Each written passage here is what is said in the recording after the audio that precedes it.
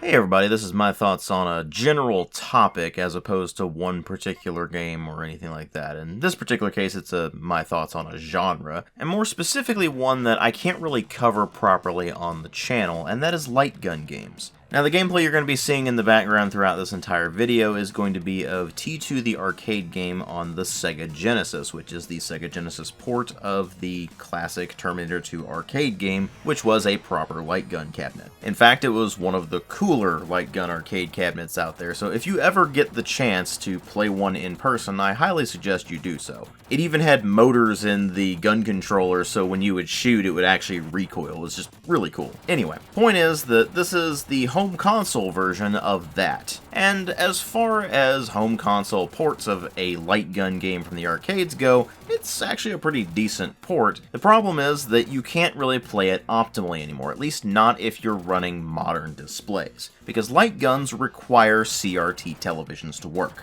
Basically, the way the old light guns worked is that whenever you would pull the trigger on them, the screen would flash black and white, and based on what was being received by the sensor in the light gun, it would determine whether or not you had actually scored a hit. Later iterations on the technology would have to do more with things like the refresh rates of the CRTs and the actual phosphors that are being shown in there, but I'm not going to bore you with the way that all works. I don't even really understand it myself fully. But suffice to say, the point is that the technology really only worked with CRT televisions, specifically because of the way the cathode ray tubes work. And because modern displays don't work that way, you try to use a light gun on, say, a flat panel television or a computer monitor or whatever, and it just won't work properly because it's looking for inputs that it's just not receiving. This means that if you want to play a light gun game properly using an actual light gun controller instead of just a gamepad like you see me using with the T2 arcade game here and being absolutely terrible at it with, then that means you're going to have to track down a CRT television, which is not exactly the easiest thing to do these days. Don't get me wrong, you can find them, but finding ones in good working order and for a decent price is one thing, and more importantly, you have to deal with the fact that they are quite fragile and in many cases are also quite large and heavy. And at that point you have to ask yourself whether or not it's actually worth it to go track down a CRT television to play some light gun games, because there actually aren't all that many of them. I mean, to give you a prime example, the Sega Genesis had the peripheral, the Sega Menacer. It's a fairly large and bulky light gun that actually worked pretty well. I actually do have one myself. I can't remember where I put it right now. But I do have one, and I did play T2, the arcade game, with it. And it was considerably more enjoyable with that thing than it was trying to play this thing on a gamepad. The problem with that is that I only ever had two game cartridges that worked with it. That is T2, the arcade game, and the 6-game cartridge that came with the thing and is not much more than some basic shooting galleries. Aside from those two cartridges, there were only ever 6 other games released for the Sega Genesis that even supported the peripheral at all, and out of those, 5 of them were actually Sega CD games, so not only did you have to have the Sega Menacer, but you had to have the Sega CD add-on, and that didn't work if you didn't have the right Sega Genesis models. Now, of course, you could just make the argument that it was particularly poorly handled on the Sega side of things compared to, say, the Nintendo side of things with the Super Scope and, of course, the NES Zapper earlier than that. But even the NES Zapper and the Super Scope didn't really have all that many games that supported them. I mean, sure, most people know Duck Hunt, but can you think of any other NES game that used the Zapper?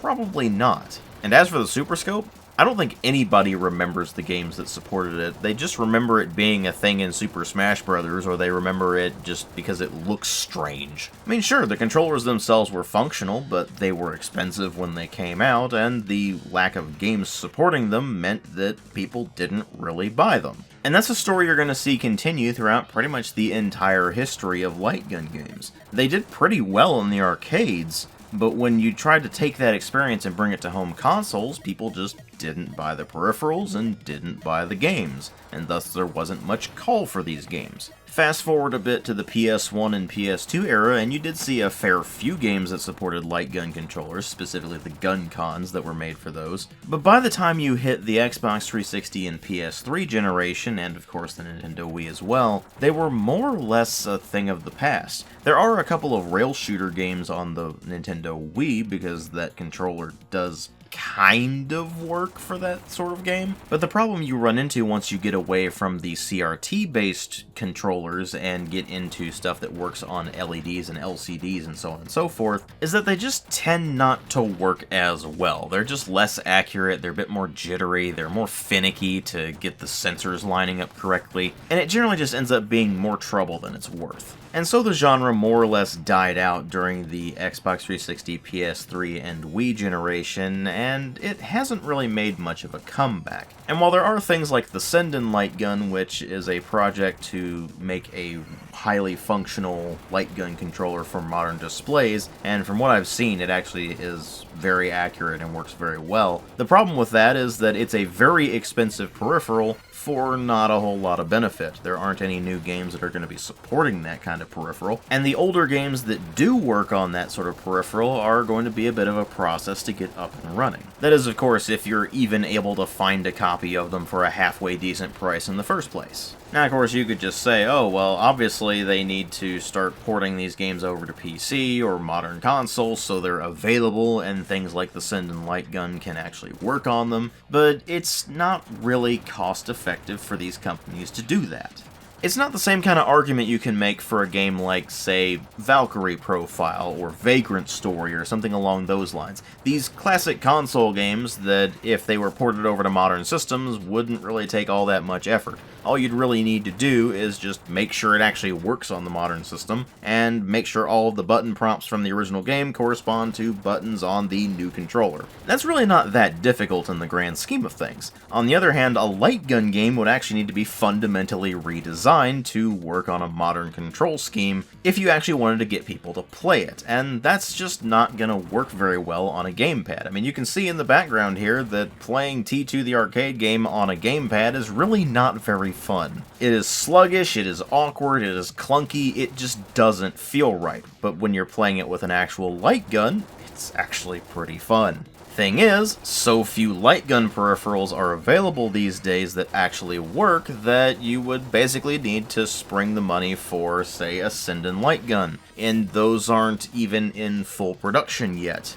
And you're looking at a price point of around $112 US or 80 British pounds as they are actually listed as, and for most people that is way too much to pay for a peripheral you're only really going to be able to use with a small number of games. You might say it's a similar story for modern gamepads, but that's really not the case. I mean, you buy an Xbox controller, let's say you're using the most recent iteration that was designed for the Series S and X, and you pay $65 for it, but it works with anything that supports X input.